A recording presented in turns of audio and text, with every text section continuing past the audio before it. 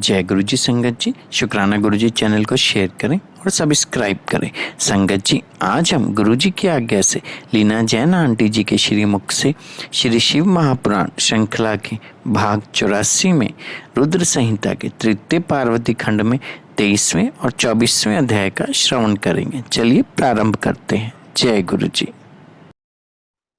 जय गुरु जी। संगत जी, गुरु जी महाराज की असीम कृपा और आशीर्वाद से आज हम श्री शिव महापुराण की रुद्र संहिता के तृतीय पार्वती खंड के 23वें अध्याय की वांछना करने जा रहे हैं। ओम नमः शिवाय। शिवजी सदा सहाय। ओम नमः शिवाय। गुरु जी सदा सहाय। पार्वती की तपस्या विषयक दृढ़ता, उनका पहले से भी उग्र तप, उससे त्रिलोकी का संतप्त होना तथा समस्त देवताओं के साथ ब्रह्मा और विष्णु का भगवान शिव के स्थान पर जाना। ब्रह्मा जी कहते हैं, मुनीश्वर, शिव की प्राप्ति के लिए इस प्रकार तपस्या करती हुई पार्वती के बहुत वर्ष बीत गए तो भी भगवान शंकर प्रकट नहीं हुए। तब हिमाचल, मेना, मेरु और मंदराचल आदि ने आकर पार्वती को समझाया और शिव की प्राप्ति को अत्यंत दुष्कर बताकर उनसे ये अनुरोध किया कि तुम तपस्या छोड़कर घर को लौट चलो। तब उन सब की बात सुनकर पार्वती ने कहा, पिताजी, माताजी तथा मेरे सभी बांधव, मैंने पहले जो बात कही थी उसे क्या आप लोगों ने भुला दिया है? अस्तु, इस समय भी मेरी जो प्रतिज्ञा है उसे आप लोग सुन लें। जिन्होंने रोष से कामदेव को जलाकर भस्म कर दिया है, वे महादेव जी यद्यपि विरक्त हैं तो भी मैं उनकी अपनी तपस्या से उन भक्त वत्सल भगवान शंकर को अवश्य संतुष्ट करूंगी। आप सब लोग प्रसन्नतापूर्वक अपने अपने घर को जाएं। महादेव जी संतुष्ट होंगे ही, इसमें अन्यथा विचार की आवश्यकता नहीं है। जिन्होंने कामदेव को जलाया है, जिन्होंने इस पर्वत के वन को भी जलाकर भस्म कर दिया है, उन भगवान शंकर को मैं केवल तपस्या से यहीं बुलाऊंगी। महाभागगण, आप यह जान लें कि महान तपोबल से ही भगवान सदाशिव की सेवा सुलभ हो सकती है। ये मैं आप लोगों से सत्य सत्य कहती हूँ। सुमधुर भाषण करने वाली पर्वतराज कुमारी शिवा, माता मेनका, भाई मैनाक, पिता हिमालय और मंदराचल आदि से उपयुक्त बात कहकर शीघ्र ही चुप हो गईं। शिवा के ऐसा कहने पर वे चतुर चालाक पर्वत, गिरिराज, सुमेरु आदि गिरिजा की बारंबार प्रशंसा करते हुए अत्यंत विस्मित हो जैसे आए थे वैसे ही लौट गए। उन सब के चले जाने पर सखियों से घिरी हुई पार्वती मन में यथार्थ निश्चय करके पहले से भी अधिक उग्र तपस्या करने लगी। मुनि श्रेष्ठ, देवताओं, असुरों, मनुष्यों और चराचर प्राणियों सहित समस्त त्रिलोकी उस महती तपस्या से संतप्त हो उठी। उस समय समस्त देवता, असुर, यज्ञ, किन्नर, चारण, सिद्ध, साध्य, मुनि, विद्याधर, बड़े बड़े नाग, प्रजापति, गुहक तथा अन्य लोग महान से महान कष्ट में पड़ गए, परंतु इसका कोई कारण उनकी समझ में नहीं आया। तब इंद्र आदि सब देवता मिलकर गुरु बृहस्पति से सलाह ले बड़ी विहलता के साथ सुमेरु पर्वत पर मुझ विधाता की शरण में आए। उस समय उनके सारे अंग संतप्त हो रहे थे। वहां आ मुझे प्रणाम कर उन सभी व्याकुल और कांतिहीन देवताओं ने मेरी स्तुति करके एक साथ ही मुझसे पूछा, प्रभु, जगत के संतप्त होने का क्या कारण है?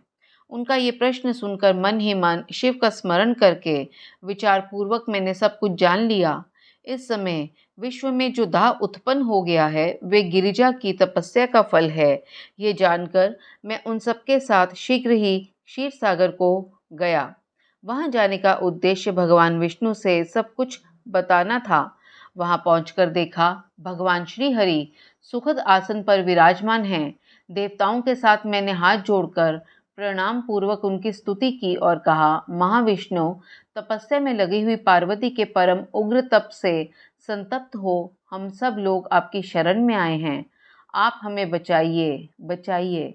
हम सब देवताओं की ये बात सुनकर शेष शैया पर बैठे हुए भगवान लक्ष्मीपति हमसे बोले। श्री विष्णु ने कहा, देवताओं, मैंने आज पार्वती जी की तपस्या का सारा कारण जान लिया है, अतः तुम लोगों के साथ अब परमेश्वर शिव के समीप चलता हूँ। हम सब लोग मिलकर यह प्रार्थना करेंगे कि वे गिरिजा को ब्याह कर अपने यहाँ ले आएं। अमरो, इस समय समस्त संसार के कल्याण के लिए भगवान से शिवा के पाणी ग्रहण के लिए अनुरोध करना है। देवाधिदेव पिनाकधारी भगवान शिव शिवा को वर देने के लिए जैसे भी वहीं उनके आश्रम पर जाएं, इस समय हम वैसा ही प्रयत्न करेंगे। अतः परम मंगलमय महाप्रभु रुद्र जहाँ उग्र तपस्या में लगे हुए हैं, वहीं हम सब लोग चलें। भगवान विष्णु की ये बात सुनकर समस्त देवता आदि हठी, क्रोधी और जलाने के लिए उद्यत रहने वाले प्रलंकर रुद्र से अत्यंत भयभीत हो बोले। देवताओं ने कहा, भगवान जो महाभयंकर कालाग्नि के समान दीप्तिमान और भयानक नेत्रों से युक्त हैं, उन रोष भरे महाप्रभु रुद्र के पास हम लोग नहीं जा सकेंगे, क्योंकि जैसे पहले उन्होंने कुपित हो दुर्जय काम को भी जला दिया था, उसी प्रकार वे हमें भी दग्ध कर डालेंगे, इसमें संशय नहीं है। मुने, इंद्रादि देवताओं की बात सुनकर लक्ष्मीपति श्रीहरि ने उन सबको सांत्वना देते हुए कहा।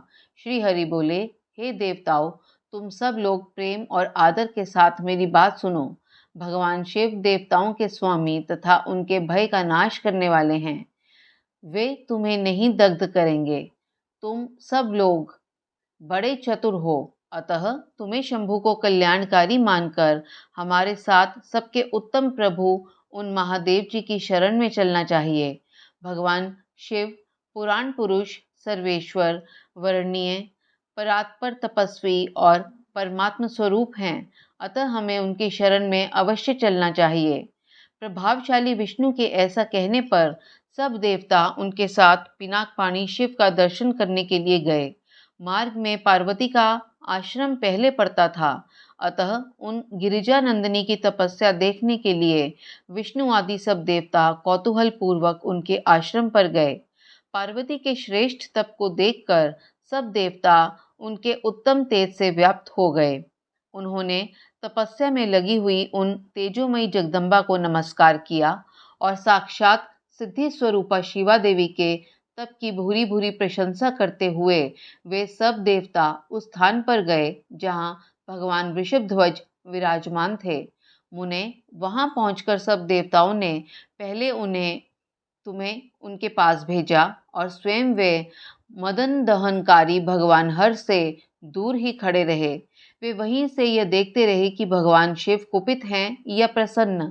नारद, तुम तो सदा निर्भय रहने वाले और विशेषतः शिव के भक्त हो, अतः तुमने भगवान शिव के स्थान पर जाकर उन्हें सर्वथा प्रसन्न देखा। फिर वहां से लौटकर तुम श्री विष्णु आदि सब देवताओं को भगवान शिव के स्थान पर ले गए। वहां पहुंचकर विष्णु आदि सब देवताओं ने देखा भक्त वत्सल भगवान शिव सुखपूर्वक प्रसन्न मुद्रा में बैठे हैं, अपने गणों से घिरे हुए शंभु तपस्वी का रूप धारण किए योग पट्ट पर आसीन थे। उन परमेश्वर रूपी शंकर का दर्शन करके मेरे सहित श्री विष्णु तथा अन्य देवताओं, सिद्धों और मुनीश्वरों ने उन्हें प्रणाम करके वेदों और उपनिषदों के सूत्रों द्वारा उनका स्तवन किया। संगत जी, यहीं पर ही अध्याय 23वां संपन्न होता है। अब हम गुरुजी महाराज की आज्ञा और कृपा से 24वें अध्याय की वांछना करने जा रहे हैं। ओम नमः शिवाय, शिवजी सदा सहाय। ओम नमः शिवाय, गुरुजी सदा सहाय। देवताओं का भगवान शिव से पार्वती के साथ विवाह करने का अनुरोध, भगवान का विवाह के दोष बताकर अस्वीकार करना तथा उनके पुनः प्रार्थना करने पर स्वीकार कर लेना। ब्रह्मा जी कहते हैं, नारद, देवताओं ने वहां पहुंचकर भगवान रुद्र को प्रणाम करके उनकी स्तुति की। तब नंदिकेश्वर ने भगवान शिव से उनकी दीन बंधुता एवं भक्त वत्सलता की प्रशंसा करते हुए कहा, प्रभो, देवता और मुनि संकट में पड़कर आपकी शरण में आए हैं। सर्वेश्वर, आप उनका उद्धार करें। दयालु नंदी के इस प्रकार सूचित करने पर भगवान शंभु धीरे धीरे आंखें खोलकर ध्यान से उपरत हुए।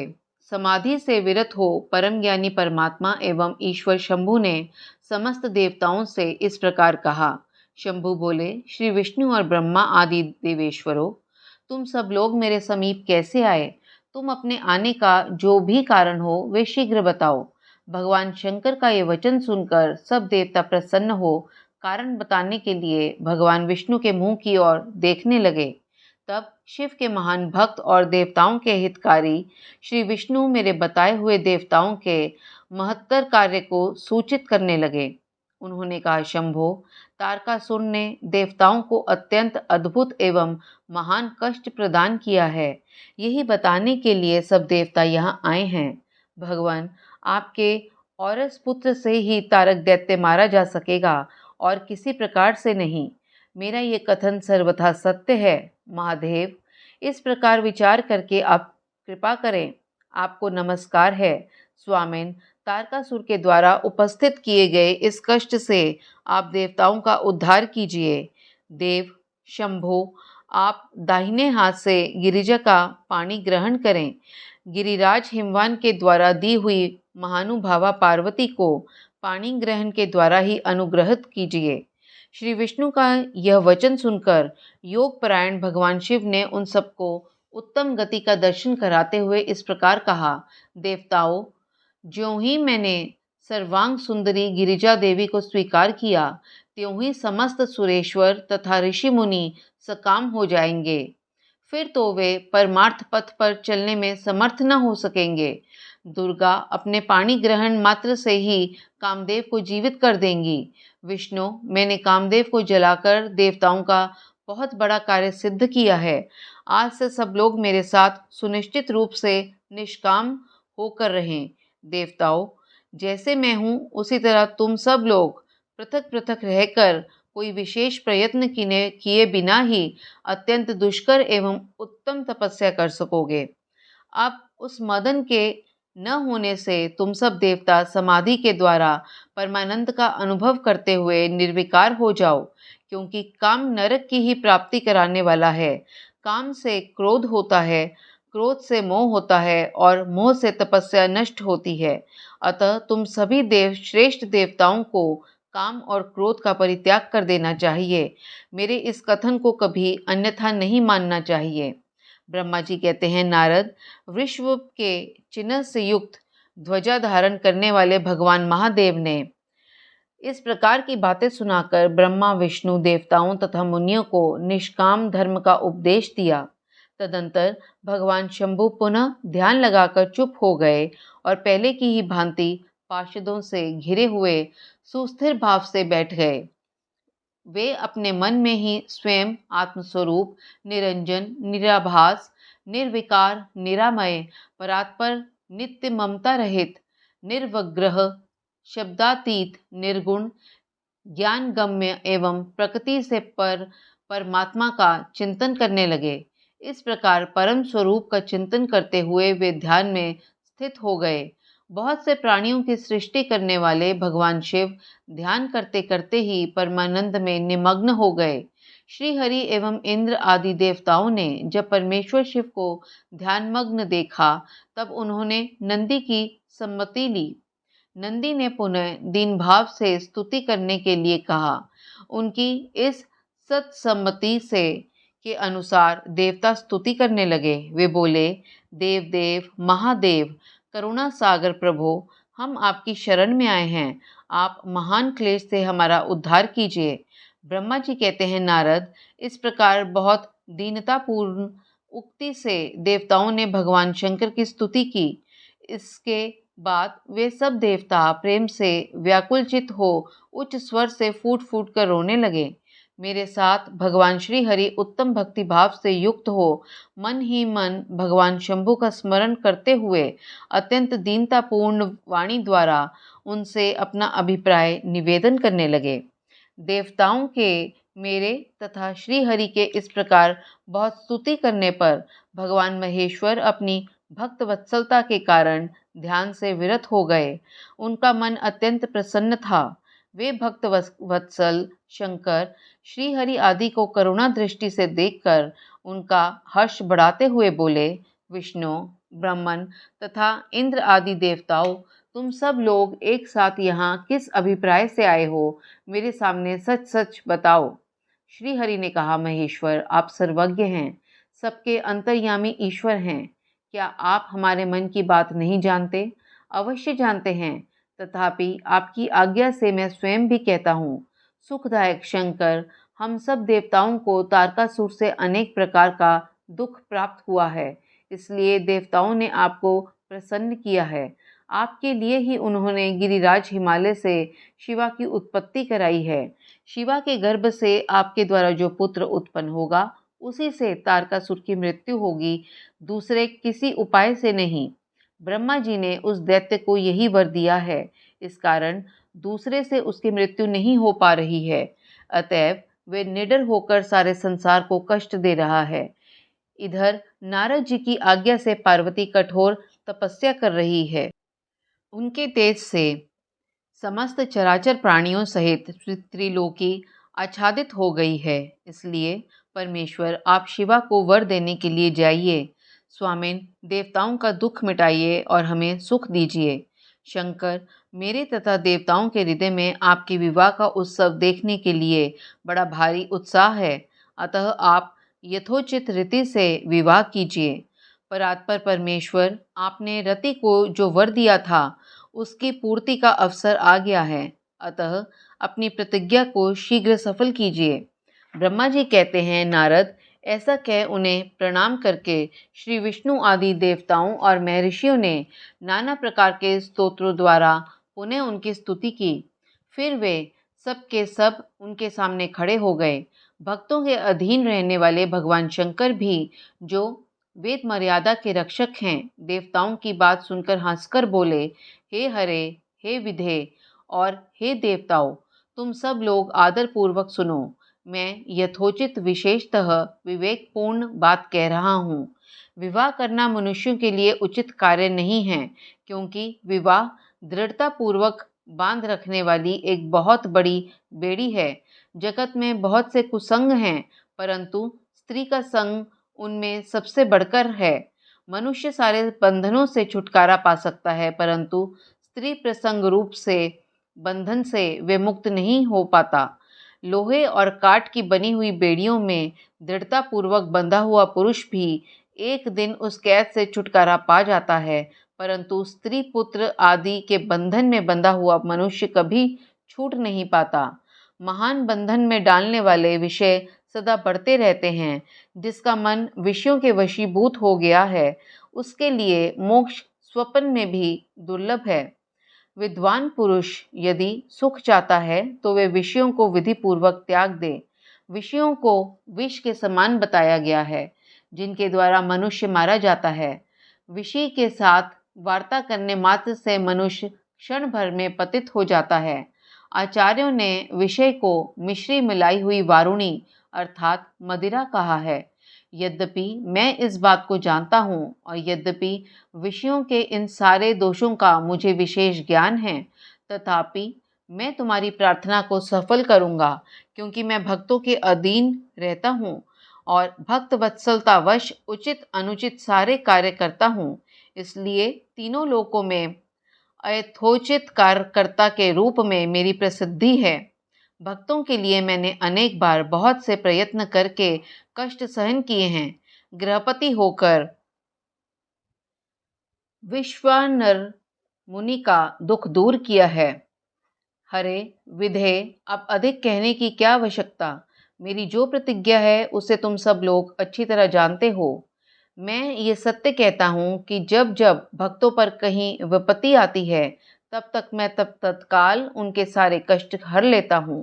तारकासुर से तुम सब लोगों को जो दुख प्राप्त हुआ है, उसे मैं जानता हूँ और उसका हरण करूँगा। ये भी सत्य सत्य बता रहा हूँ। यद्यपि मेरे मन में विवाह करने की कोई रुचि नहीं है, तथापि मैं पुत्रोत्पादन के लिए गिरिजा के साथ विवाह करूँगा। तुम सब देवता अब निर्भय होकर अपने अपने घर जाओ, मैं तुम्हारे कार्य सिद्ध करूँगा। इस विषय में अब कोई विचार नहीं करना चाहिए। ब्रह्मा जी कहते हैं, नारद, ऐसा कहकर भगवान शंकर मौन हो समाधि में स्थित हो गए और विष्णु आदि सभी देवता अपने अपने धाम को चले गए। संगत जी, इसके साथ ही श्री शिव महापुराण की रुद्र संहिता के तृतीय पार्वती खंड का 24वां अध्याय संपन्न हुआ। जय गुरु जी, शुक्राना गुरु जी।